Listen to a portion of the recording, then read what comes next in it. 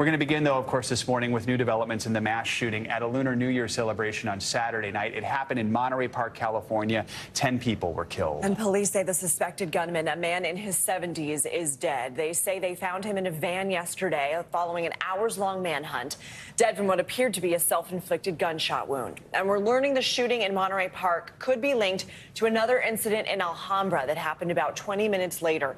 Authorities say a man described as Asian entered another dance hall there with a firearm, but people at that location were able to disarm him, and he fled in a white van. Last night, President Biden ordered all flags on federal government property to be flown at half-staff to honor the victims. We'll have more on the investigation and how the Asian American Pacific Islander community is reacting to this latest tragedy. But we are going to start with NBC News senior national correspondent and News Now anchor Kate Snow with the latest developments in the investigation. Saturday night's mass shooting has become one of the worst in modern history here in the Los Angeles area. 10 people dead, at least 10 people injured. The 72-year-old suspected gunman was found dead 12 hours after all this started, and now this tight community is reeling and just beginning to process this tragedy. The man authorities believe is responsible for killing 10 people at a ballroom dance hall is no longer a threat.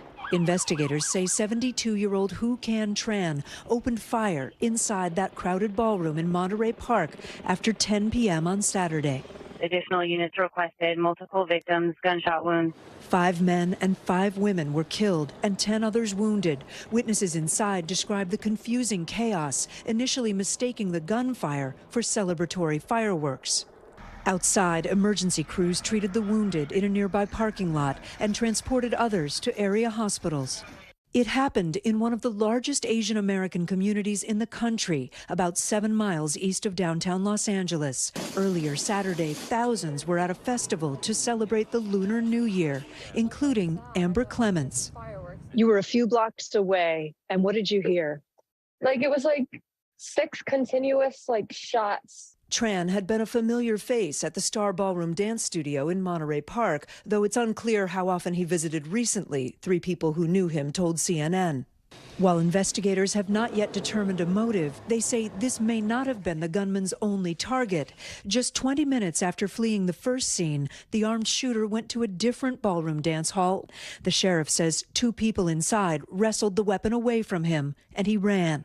He was disarmed by 2 community members who I consider to be heroes because they saved lives. It took more than 12 hours for officers to locate the elderly suspect inside this white van about 30 miles away from the crime scene. Tactical teams breaking through the van's windows, finding the suspect behind the wheel with a fatal self-inflicted gunshot wound.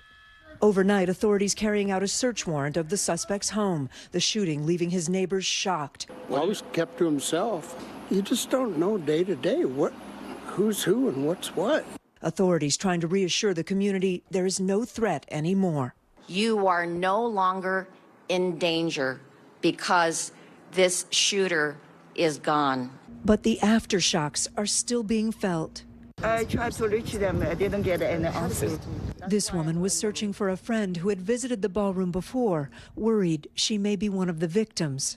10 lives ended while out to celebrate a new beginning. They are family to us. We've known some of them have been here for 30 years. Investigators say they found a handgun inside that white van and that they recovered a semi-automatic assault pistol at that second ballroom location, the gun that was taken away from the suspected gunman. That, by the way, is not legal to own or have here in the state of California. Authorities also believe the license plates on that white van may have been stolen, and investigators are saying it may take months to figure out exactly what happened here on Saturday night. Back to you. Kate, thank you. Let's bring in NBC News terrorism contributor and analyst and retired ATF special agent in charge, Jim Kavanaugh. Jim, thanks so much for joining us. So in cases like this where the motive is still a mystery and the suspect is dead, what is it investigators are going to be focusing on right now? What are the main clues they're looking for? Well, of course, motive, like you said, Joe, the why did it happen? Secondly, they're going to want to go in and see if anybody helped him by supplying the weapon to him. It's illegal in California to have that kind of assault pistol. Did someone, sell it to him illegally on the black market? Did someone help him buy it in another state at a gun show? Did he travel to another state and use a different ID to purchase it at a gun shop, or somehow did he finagle the system? So that's going to be key. That's the reason for that, is to help stop a future one, or have some other change that could stop a like and similar act. So they're going to want to get inside his head, not for prosecution, but, to help us in the future. So those are two of the main things. Is there any Confederates that helped him criminally, supplying the weapon or encouraging him? Is there any writings he has, or, computer postings he has that tells the motivation of the case? That's generally, because he's dead, so there's no prosecution going to happen.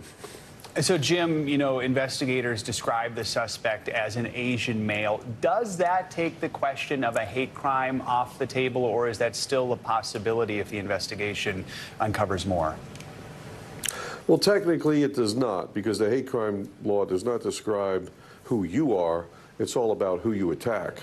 For example, you could attack someone and think they're Hispanic, and they're not Hispanic. It's still a hate crime, because it's about your motivation. And there's nothing to prohibit that, but it's extremely unusual and rarely ever happens, and it would not happen normally, because the prosecutors would have such a high burden of proof to prove that someone of the same ethnic denomination killed, others just like him, motivated by hate. And so more likely than not, that's off the table. Of course, we are not going to have a prosecution anyway, but the motivation here, Joe, in my analysis, boils down to only two things, and that's probably revenge. It could be a little bit power. Regardless of... Oh, go ahead, Jim. Go ahead. Sorry. Go ahead. I was saying, when we know now that Mr. Tran was a patron at these two dance clubs, we know he had contact there. He goes back, kills at one, and wants to kill at the other one. This speaks more to a motive of revenge. In his mind, he wants to attack some people there, maybe because he was ostracized, he was pushed out, he didn't feel a part of the group. That doesn't mean he was. That doesn't mean that they did anything to him. It means his perception of the way the world around him was. So he wants to get back at those around him. They're just like him. He's an Asian American as well. But that's not the motivation, I don't think, here. He's not out to kill Asian people. I think he's out to seek revenge, most likely, on people who he felt have had more success than him in life, have ostracized him, something like that. All right, Jim Kavanaugh, thanks so much for your expertise this morning. We appreciate it. Thanks, Joe. Cynthia Che, co-founder of the Stop Asian American Pacific Islander Hate Organization, joins us now. Cynthia, good morning. Good morning. Thank you for having me. Thanks for being with us. We know Monterey Park has been called the country's first suburban Chinatown, or ethnobur, because the community has held true to its roots over the years. How does the community move forward and heal, especially during this time that should be festive and celebratory? Yes, as you noted, this is typically traditionally a joyous celebratory time where families and communities gather. And of course, this time has been marred by this tragedy. I'm very familiar with this community. We've had many family gatherings there, and it's truly devastating, especially coming off several years of being fearful, being out in public. We've documented the rise in anti-Asian hate and violence, and of course, the Asian American community wondered about whether or not this attack be racially motivated. Yeah, while it is still early in the investigation and the exact motive is not clear, you just mentioned, we know that there has been a really glaring increase in hate crimes against Asian Americans, even as they continue to be really one of the most largest growing ethnic population in the country. What role is your organization likely to play in this case?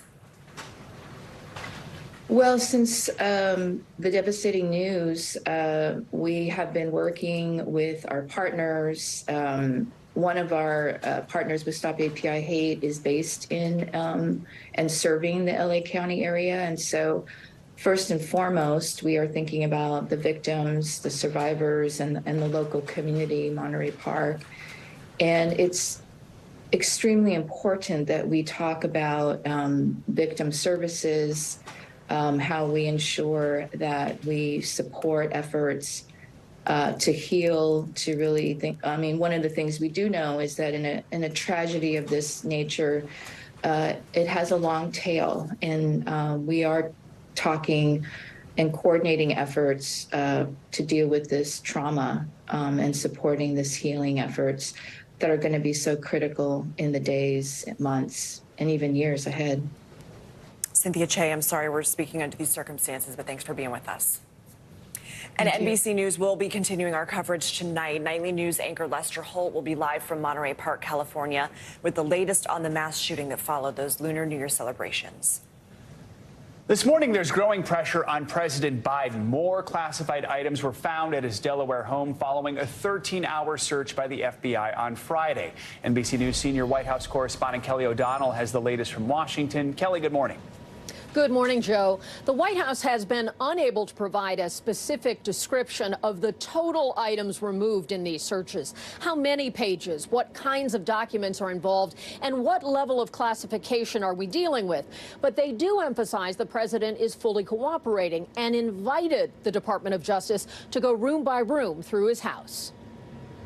New questions about more secret government papers found inside the Biden's Delaware home after a stunning weekend announcement that the FBI spent 13 hours Friday poring over the private residence of the sitting president, a rare step the White House called voluntary and not the result of a search warrant. He's not resisting an investigation. He's not stonewalling. He's offering total cooperation with the Justice Department as this proceeds.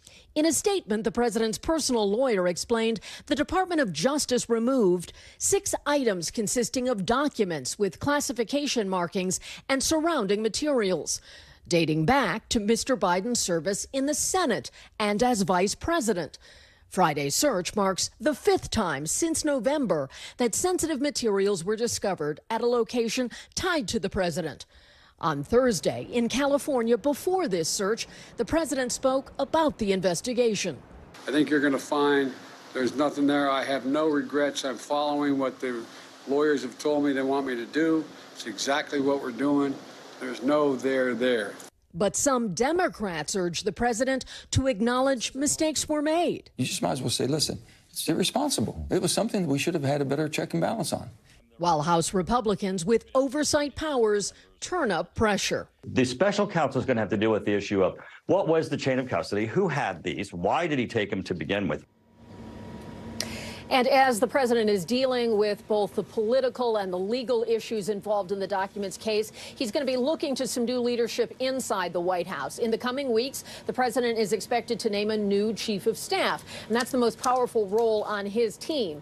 Jeff Zients, who you may recall that name, he served as the COVID response coordinator early on in the administration. He'll return as chief of staff, according to multiple sources. And Ron Klain, who's been a longtime Biden loyalist, is expected to continue to support the president, but from the outside as 2024 heats up. The president will be returning from his Rehoboth beach house in Delaware early this afternoon. That is not the same address as the search that was carried out on Friday. He and the First Lady were at the Rehoboth home and were not present when the FBI searched the home in Delaware in Wilmington on Friday. Joe? All right, Kelly, thank you so much. Several people have been arrested after a protest in downtown Atlanta turned violent Saturday night. Demonstrators had gathered to oppose this development of the City of Atlanta Public Safety Training Center, or what they call Cop City. They were also there to protest the killing of an activist who was fatally shot by law enforcement last week. NBC News correspondent Blaine Alexander is in Atlanta with more on this. So, Blaine, there have been protests, weeks of protests really around this. We really saw it escalate, though, over the weekend. What happened?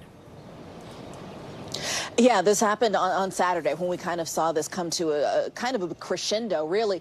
There was a police car that was set on fire and was burning for some time downtown. Also, the building that houses the Atlanta Police Foundation, which has given money to this training facility development, was vandalized. We saw windows smashed. Allegedly, some fireworks were set off, and there was graffiti also painted in the area. Now, as you said, this isn't new. This issue isn't new. In fact, there have been at least several weeks, maybe a couple of months of protests around what they're calling Cop City. It's a very large development that's going to be a training facility for police officers here in Atlanta.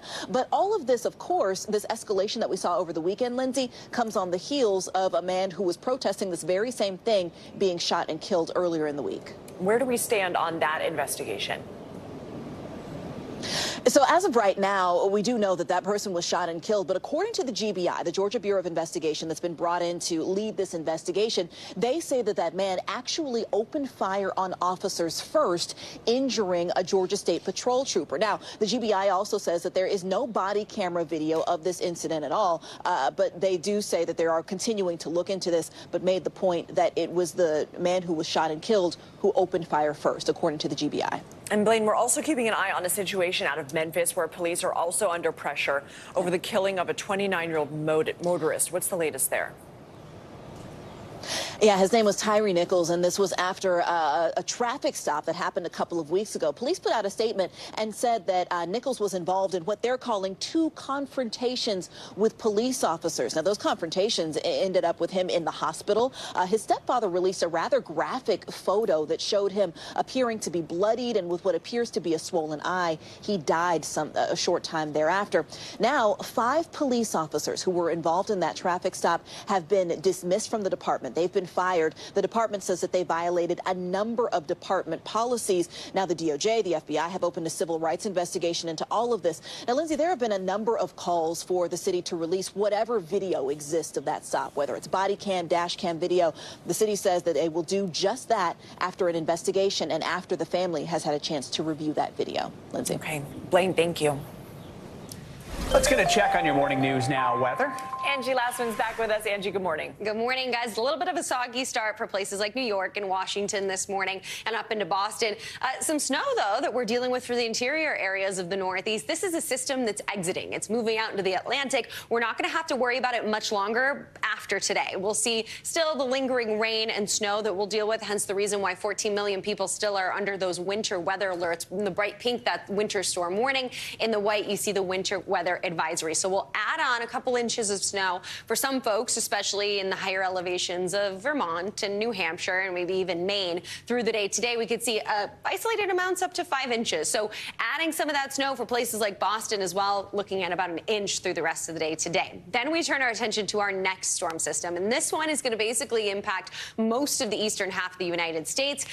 But we're looking ahead to tomorrow, where we will have that severe threat, mainly focused down through the Gulf Coast. You can see places like Louisiana and Mississippi, as well as Alabama and the Panhandle of Florida are included in that highest risk area, where 8 million people will see the potential for some gusty winds, a few strong tornadoes, and even some damaging hail. This is what we'll watch into the afternoon hours. But additionally, the system is going to bring snow and rain for people elsewhere. So here's how it plays out, taking you through the next couple of days. There's that system. It dips south of New Mexico, eventually bringing snow to places like Texas and Oklahoma. It'll be a little bit of a snowy kind of day for them tomorrow. Also dealing with the rain and, of course, that severe weather threat that I mentioned. This rain and snow will eventually move to the Northeast as the system crawls to the Northeast as well. And you can see spreads snow over parts of the Midwest, rain along the east coast of the United States, from Jacksonville up through Charleston and Washington, D.C. and New York. Look like we'll deal with some rainy conditions on Wednesday. So we'll have one dry day. If you're in those places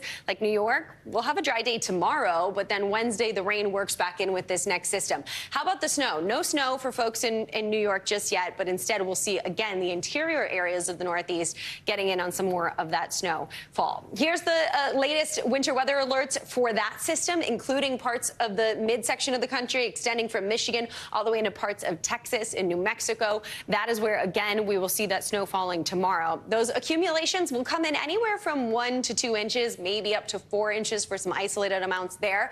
We'll see some higher amounts up into parts parts of New York, upstate New York, and Vermont, New Hampshire, and Maine that inch closer to about 6 to 8 inches. So we'll see a good amount of snow in some locations. How about the rain? Could be some impressive rainfall rates, anywhere from an inch or so an hour. So we'll watch for some localized flooding. We're not looking at a big flood threat through the day tomorrow and into Thursday, but we will keep a close eye on that.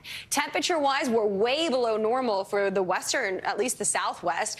10 degrees below normal in Santa Fe as they reach a high of just 35 degrees today, 50 for Tucson. That's almost 20 degrees below normal for this time of year. The east is a different story, a little warmer than normal for this time of year. Into the 40s for Philadelphia, low 70s for New Orleans, but that doesn't last for long. We'll see that cool air start to spread to the east as that system works through over the rest of the week, and temperatures will eventually end up into the 40s for places like New York, guys. Okay, Angie, thank you. Thanks for watching our YouTube channel. Follow today's top stories and breaking news by downloading the NBC News app.